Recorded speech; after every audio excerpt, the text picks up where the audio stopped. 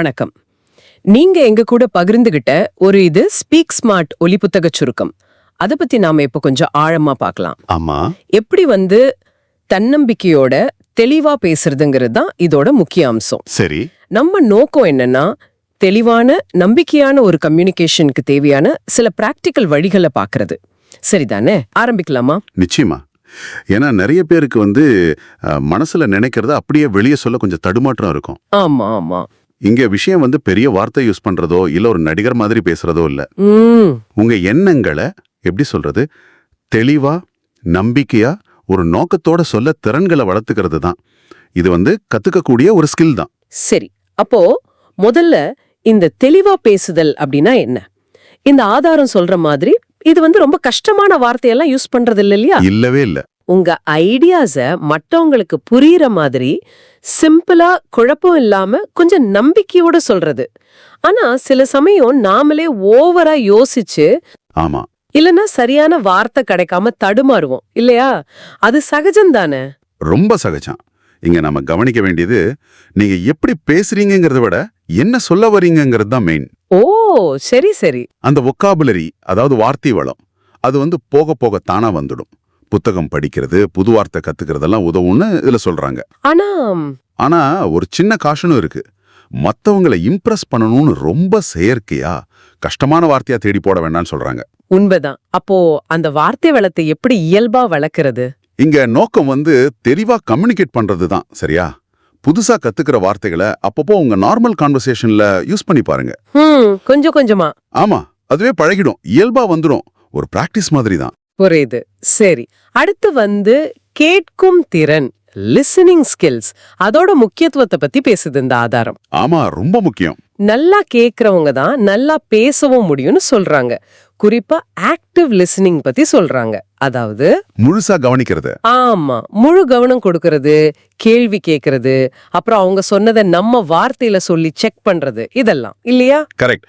நீங்க உண்மையாவே ஒருத்தர் சொல்றத கவனிக்கும் போது அவங்க என்ன சொல்ல வராங்கன்னு ஆழமா புரியும். அதுக்கேத்த மாதிரி உங்களாலையும் நல்லா யோசிச்சு பதில் சொல்ல முடியும். இது உறவுகளையும் பலப்படுத்தும். ஏன்னா நீங்க அவங்களுக்கு மதிப்பு கொடுக்கறீங்கன்னு தெரியும். சரி, இது அடுத்த விஷயத்தோடையும் கனெக்ட் ஆகுது. அதாவது யார்கிட்ட பேசுறீங்களோ அவங்களுக்கு ஏத்த மாதிரி பேசுறது. ஆமா ஆமா, அதுவும் முக்கியம். கேட்போருக்கு ஏத்த மாதிரி மாத்திக்கிறது. எக்ஸ்பர்ட்ஸ் கிட்ட பேசும்போது கொஞ்சம் டெக்னிக்கலாவும், ஆமா, விஷயத்துக்கு புதுசா இருக்கிறவங்க கிட்ட பேசும்போது சிம்பிளாவும் பேசணும்னு சொல்றாங்க. இதுக்கு எம்பதி, அதாவது மற்றவர் நிலையிலிருந்து யோசிக்கிறது அவசியம் இல்லையா? நிச்சயமா, ரொம்ப அவசியம். அவங்க ஆங்கிள் இருந்து யோசிச்சு அவங்களுக்கு என்ன தெரியும், என்ன தேவைன்னு புரிஞ்சு பேசினா உங்க மெசேஜ் அவங்களுக்கு கரெக்டா போய் சேரும். அவங்களுக்கு அது ரெலவெண்டாவும் இன்ட்ரெஸ்டிங்காவும் இருக்கும். சரி, அடுத்து பேசுறதுக்கு முன்னாடி நம்ம எண்ணங்களை கொஞ்சம் ஆர்கனைஸ் பண்ணிக்கிறது. அது ரொம்ப முக்கியம். அப்படி செஞ்சா பேச்சு தடுமாறாம ஒரு ஃப்ளோவோட வரும்னு இதுல சொல்றாங்க. இதுக்கு சின்னதா நோட்ஸ் எடுத்தலாம். இல்லனா அந்த PRP முறை. ஆமா, PRP. Point, reason, example, point. உங்க கருத்து, காரணம், உதாரணம், திரும்பவும் கருத்து. இந்த மாதிரி பண்ணா தேவையில்லாம வளவளன்னு பேசுறத தவிர்க்கலாம். கரெக்ட். இந்த மாதிரி ஒரு ஸ்ட்ரக்சர் இருந்தா உங்க மெசேஜ் தெளிவா இருக்கும், கேட்கறவங்களுக்கும் ஈஸியா பதியும். இது தன்னம்பிக்கையோட பேசுறதுக்கும் ஒரு பேஸ் மாதிரி. தன்னம்பிக்கைன்னு சொன்னதும் அதுக்கும் சில டிப்ஸ் இருக்கு இதுல. கண்ணாடி முன்னாடி பேசி பாக்குறது, நம்ம பேசுறத ரெக்கார்ட் பண்ணி கேக்குறது, டோஸ்ட் மாஸ்டர்ஸ் மாதிரி கிளப்ஸ்ல சேர்றது, மனசுல நல்லா பேசுற மாதிரி விஷுவலைஸ் பண்றது, அப்புறம் பாடி லாங்குவேஜ். ஆமா, உடல் மொழி, நிமிர்ந்து நிக்கிறது, கண்ணை பார்த்து பேசுறது, இதெல்லாம் நம்பிக்கையை வளர்க்கும்னு சொல்றாங்க. தப்பு பண்ணிடுவோமோன்னு பயப்பட வேண்டான்னு ஒரு முக்கியமான பாயிண்ட் இருக்கு. இங்க ஒரு இன்ட்ரெஸ்டிங் விஷயம் என்னன்னா, நம்பிக்கைங்கிறது தப்பே பண்ணாம இருக்கிறது இல்ல. ஓ, அப்படியா? ஆமா, உங்க மேலயும் உங்க திறமை மேலயும் நீங்க வைக்கிற அந்த ஒரு ட்ரஸ்ட் தான் அது. சின்ன சின்ன தப்பெல்லாம் பெருசா நினைக்காம ட்ரை பண்ணிட்டே இருக்கணும். புரியுது. அப்புறம் இந்த நம்ம பேச்சுல வர ஆ மாதிரி ஃபில்லர் வேர்ட்ஸ், நிரப்பு வார்த்தைகள், அதை எப்படி குறைக்கிறதுன்னு சில ஐடியாஸ் இருக்கு. யோசிக்கணும்னா அந்த சத்தத்துக்கு பதிலா ஒரு சின்ன பாஸ் விடலாம்னு சொல்றாங்க. ஆமா, ஒரு சின்ன இடைவெளி. நம்ம பேசுறத நாமளே ரெக்கார்ட் பண்ணி கேட்டா எங்கெல்லாம் இதை யூஸ் பண்றோம்னு தெரியும். கொஞ்சம் மெதுவா பேசுறதும் உதவும். அந்த சின்ன பாஸ் இருக்குல்ல, அது உங்களை இன்னும் கொஞ்சம் தாட்ஃபுல்லாவும் கான்ஃபிடென்ட்டாவும் காட்டும். அது மட்டும் இல்ல, தொடர்ந்து கத்துக்கிட்டே இருக்கணும். மத்தவங்க எப்படி பேசுறாங்கன்னு கவனிக்கிறது. அப்சர்வேஷன்.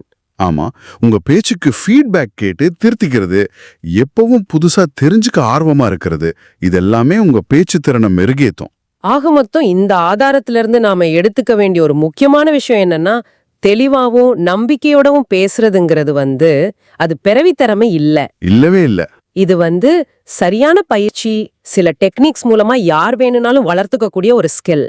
நல்லா கேட்கறது, எண்ணங்களை ஆர்கனைஸ் பண்றது, பிராக்டிஸ் பண்றது, நம்பிக்கைய வளர்க்கறது, இதெல்லாம் தான் முக்கியம். ரொம்ப சரி. இப்போ நீங்க யோசிக்கிறதுக்கு ஒரு விஷயம் சொல்றேன். நாம இப்ப பேசின இந்த டெக்னிக்ஸ்ல உங்களுக்கு எது ரொம்ப காஜியா வரும்னு தோணுது? உங்க கம்யூனிகேஷன் ஸ்கில்ல இன்னைக்கே இன்னும் கொஞ்சம் பெட்டரா ஆக்க நீங்க எடுக்க போற ஒரு சின்ன முதல் ஸ்டெப் என்னவா இருக்கும்? யோசிச்சு பாருங்க. AI மூலம் உருவாக்கப்பட்ட இது போன்ற வீடியோக்களை தொடர்ந்து கேட்க இளமாறன் யூடியூப் சேனலை சப்ஸ்கிரைப் செய்யவும். நன்றி.